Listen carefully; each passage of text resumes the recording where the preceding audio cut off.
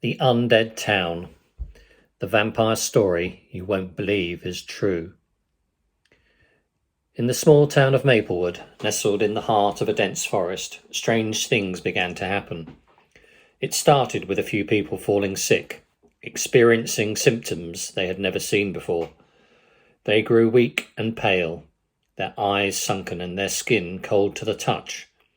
At first, everyone thought it was some kind of virus or parasite, but soon they realised that something much darker was at play. As the days went by, more and more people fell sick, and those who were still healthy began to notice something strange. Every night they would hear the sound of flapping wings outside their windows and see shadows darting through the trees. Some even claimed to have seen a figure lurking in the darkness, with glowing red eyes and sharp fangs. Tom, a young and curious journalist, began to investigate the strange happenings in Maplewood. He had a hunch that something supernatural was at play, and he was determined to uncover the truth. He enlisted the help of his friend, Sarah, a local nurse who had been treating the sick. Together they started to piece together the puzzle. They discovered that all the sick people had one thing in common. They had all been bitten by something. Tom suspected it was a vampire, but Sarah refused to believe in such superstitions.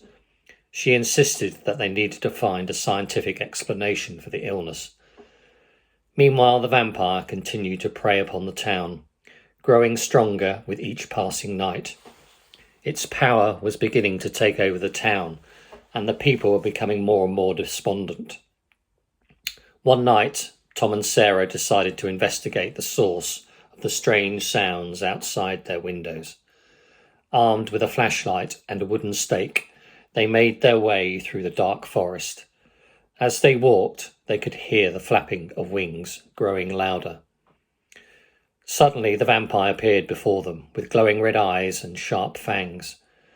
Tom and Sarah tried to fight it off, but the vampire was too strong. It knocked them both to the ground and then disappeared into the night.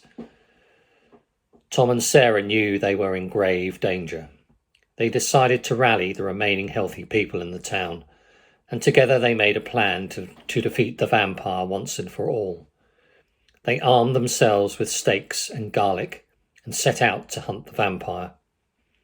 They tracked it down to a deserted house on the outskirts of town and prepared to confront it.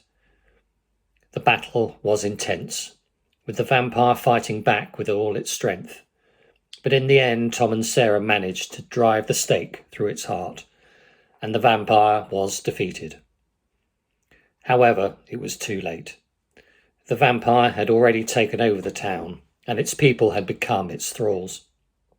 They no longer saw anything wrong with their situation, and the vampire continued to feed on them night after night. And so the town remained a desolate and eerie place, where the undead roamed freely. The people had become mere shadows of themselves, their humanity long gone. All because they refused to believe in the existence of the vampire that had taken over their town.